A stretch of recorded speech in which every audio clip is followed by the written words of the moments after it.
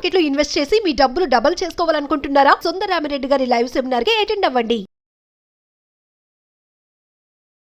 సుధాకర్ గారు పర్టికులర్గా ఈ వీడియోలో టర్మ్ ఇన్సూరెన్స్కి సంబంధించిన పూర్తి స్థాయి వివరాలు మన సుమన్ టీవీ ప్రేక్షకులతో పంచుకున్నాం. ఇప్పుడు టర్మ్ ఇన్సూరెన్స్ తీసుకోవాలి అంటే బయట ఈ ప్రైవేట్ బ్యాంకుల్లో కానీ లేదంటే ప్రైవేట్ ఏజెన్సీస్లో టర్మ్ ఇన్సూరెన్స్ తీసుకోవాలి అంటే ఆ తీసుకునే వాళ్ళ ఎడ్యుకేషన్ క్వాలిఫికేషన్ ఏంటి, వాళ్ళ జాబ్ ఏంటి, వాళ్ళ ప్రొఫెషనల్గా ఎలా ఉన్నారు, వాళ్ళ ప్రొఫెషనల్ లైఫ్ స్టైల్ ఏంటి, వాళ్ళకి సంవత్సరానికి ఎంత ప్యాకేజ్ వస్తుందంటూ కూడా ఇలాంటి అన్ని రకాల ఫ్యాక్టర్స్ని దృష్టిలో ఉంచుకొని వాళ్ళు వాటి కనుక సంతృప్తి చెందితే టర్మ్ ఇన్సూరెన్స్ అనేది మనం ప్రైవేట్ బ్యాంకుల నుంచి ప్రైవేట్ సంస్థల నుంచి తీసుకోవచ్చు. బట్ అందరూ ప్రొఫెషనల్ జాబులు చేయలేరు, అందరూ సాఫ్ట్వేర్ జాబులు చేయలేరు, అందరికీ సంవత్సరానికి ఒక 20 లక్షలు 30 లక్షల ప్యాకేజీలు రావు. చిన్న చిన్న ఉద్యోగాలు చేసుకునే ఉంటారు, చిన్న చిన్న వ్యాపారాలు చేసుకునే వాళ్ళు ఉంటారు.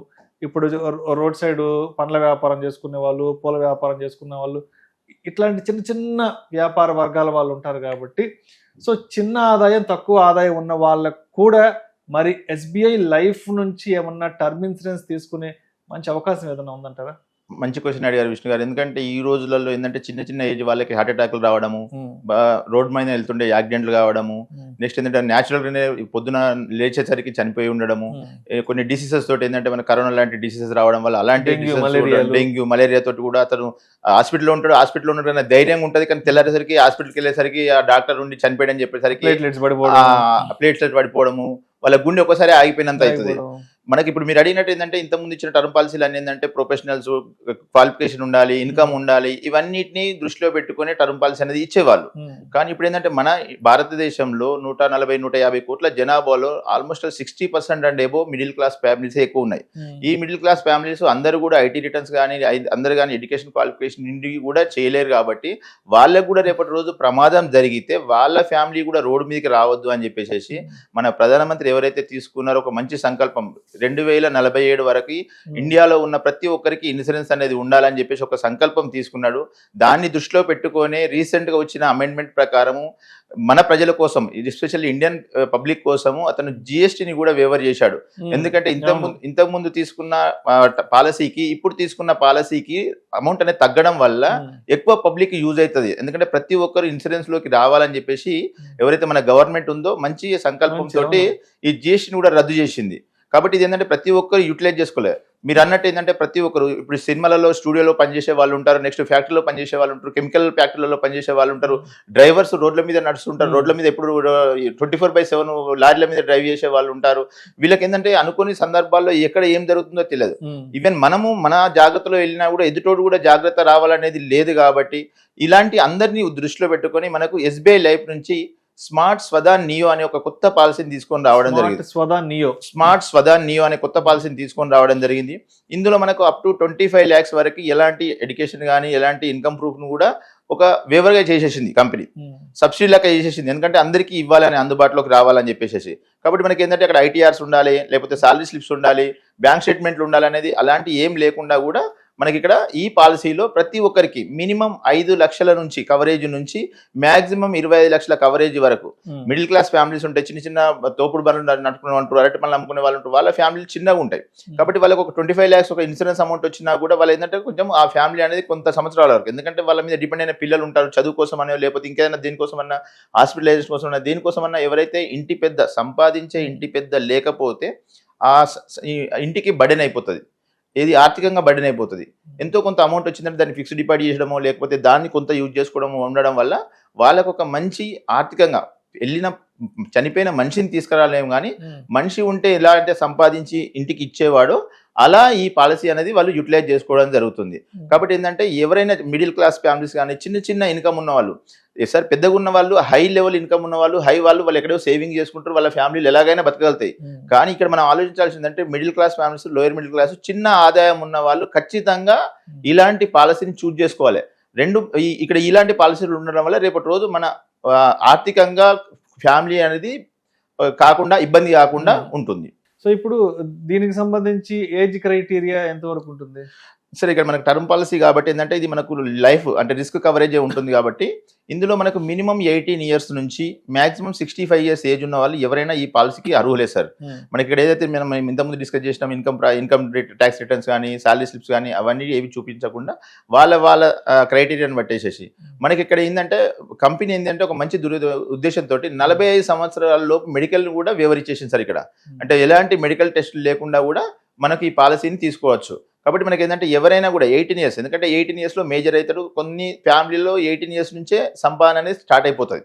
కాబట్టి ఎవరైతే సంపాదిస్తున్నారో వాళ్ళ పేరులో ఖచ్చితంగా ఒక పాలసీ తీసుకుంటే రేపటి రోజు వాళ్ళకి ఇబ్బంది కాకుండా ఉంటుంది. కాబట్టి 18 ఇయర్స్ నుంచి 65 ఇయర్స్ ఏజ్ లోపు ఉన్న ఏ వాళ్ళైనా, ఈవెన్ మేల్ అయినా ఫీమేల్ అయినా ఎవరైనా కూడా ఈ పాలసీని తీసుకోవచ్చు. మరి SBI లైఫ్ స్మార్ట్ స్వదా నియోలో మరి డెత్ కవరేజ్ ఎలా ఉంటుంది సరే? ఇక్కడ మనకు మినిమం ఫర్ ఎగ్జాంపుల్ ఏంటంటే ఇప్పుడు మనము అందరూ 25 లక్షల పాలసీ తీసుకోలేరు, అలా అని చెప్పి తక్కువ పాలసీ తీసుకోలేరు. వాళ్ళ ఆర్థిక స్తోమతకు తగ్గట్టుగా మినిమం 5 లక్షల కవరేజ్ తోటి 5 లక్షలు అనుకుంటే సంవత్సరానికి 6,000 6,500 అలా పడుతుంది సార్ వాళ్ళ ఏజ్ని బట్టేసేసి. 6,000 అంటే మంత్లీ ఒక 5,000 రూపీస్ 500 రూపీస్ అలా వాళ్ళు కనుక ఎక్స్పెండిచర్ తీసుకోగలిగితే వాళ్ళకి ఒక 5 లక్షల నుంచి 25 లక్షల లోపు వాళ్ళకు ఇప్పుడు మనకు నేను సంపాదించే కెపాసిటీ ఎంతో నాకు తెలుసు కాబట్టి నాకు ఎంత అవసరం ఉంటుంది, 20 లక్షలు అవసరం ఉంటుందా, 15 లక్షలు అవసరం ఉంటుందా, 10 లక్షలు అవసరం ఉంటుందా అనేది మనం దృష్టిలో పెట్టుకొని మాక్సిమం మనం 25 లక్షలు తీసుకోవచ్చు. మినిమం 5 లక్షల నుంచి స్టార్ట్ చేసుకోవడానికి అవకాశం ఉంది సార్ ఇది. రైట్. అండ్ అదేవిధంగా ఎక్స్ట్రా రైడర్స్ ఏముంటాయి దీంట్లో? మంచి క్వశ్చన్ అడిగారు విష్ణు గారు. ఎందుకంటే ఇవాళ ఉన్న సందర్భాల్లో నార్మల్ రిస్క్ కంటే ఎక్కువ యాక్సిడెంటల్ రిస్క్ ఎక్కువ జరుగుతున్నాయి. ఎందుకంటే మనకు ఫ్యాక్టరీలు కానీ ఇండస్ట్రీస్ కానీ సినిమా ఇండస్ట్రీ కానివ్వండి, వాళ్ళు లైన్మెన్స్ ఉంటారు, నెక్స్ట్ లైటింగ్ చేసే వాళ్ళు ఉంటారు, ఫోటోగ్రాఫర్స్ ఉంటారు, ఎక్కువ ఫీల్డ్ లో తిరుగుతుంటారు. ఈవెన్ ఫార్మర్స్ కూడా అర్ధరాత్రి లేచి పొలం కాడికి వెళ్లాల్సి వస్తుంది, మోటార్లుగా కాలిపోవడము లేకపోతే పాములు ఉండడము అలాంటి ఇవన్నీ సిచ్యువేషన్ పట్టేసేసి ఇన్ కేసు ఒక యాక్సిడెంటల్ రిస్క్ కనుక జరుగుతాయి. ఫర్ ఎగ్జాంపుల్ ఇక్కడ మనం ఒక 24 లక్షలకి తీసుకున్నట్టుంటే అడిషనల్ గా ఒక 72 lakhs కి అడిషనల్ గా మనం రైడర్ అనేది యాడ్ చేసుకోవడం జరుగుతుంది.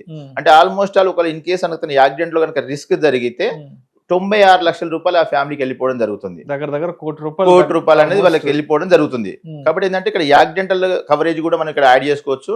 దాంతో పాటుగా పర్మనెంట్ పార్షియల్ డిజబిలిటీ మనం డిస్కస్ చేసినప్పుడు ఫర్ ఎగ్జాంపుల్ యాక్సిడెంట్ కానీ నార్మల్ రిస్క్ అయినప్పుడు నార్మల్ రిస్క్ అయితే ఎలాంటి ఉండదు. In case suppose some times accident అవుతుంది కానీ మనిషి చనిపోడు, సివియర్ ఇంజురీ అయిపోతాడు, ఏమైనా ఆర్గాన్స్ కోల్పోయినప్పుడు అలాంటి సందర్భాల్లో కూడా మిగిలిన కట్టాల్సిన ప్రీమియాలు కట్టకుండా ఆ ఎంతైతే మనం కవర్ తీసుకున్నామో ఆ కవర్ అమౌంట్ అతనికి ఇచ్చేసి మళ్ళీ డెత్ జరిగినప్పుడు మళ్ళీ డెత్ అమౌంట్ కూడా ఆ ఫ్యామిలీకి ఇవ్వడం జరుగుతుంది.